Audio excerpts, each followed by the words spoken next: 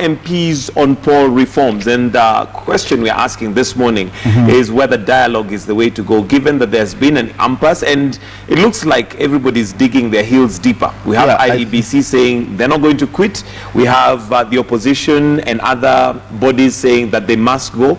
We have Jubilee somewhat saying use the constitution.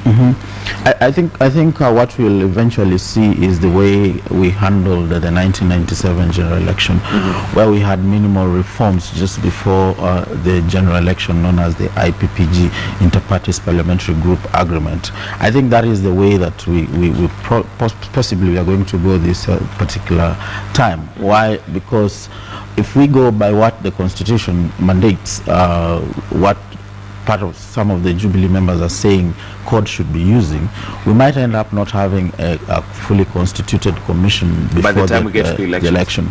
So what the National Assembly and the Senate are trying to do is to just beat around the law and use their powers as parliament to constitute minimal reforms before the general election.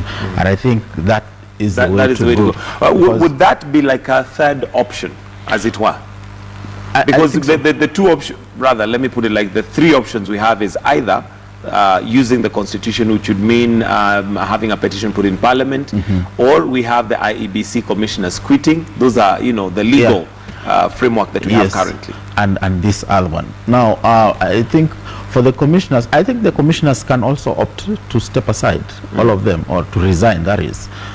If they think the pressure is too much on them, but we have not seen them doing that. Actually, we had Mr. Kassan last week saying that they are categorical, they're not resigning. Most of us were thinking that he was calling for that press conference probably just to give in on this pressure that is mounting. But he stood his ground. He said he has nothing to warrant him to resign. So, and he said actually it would be setting a bad precedent that when pressure is upon them, So this other option of National Assembly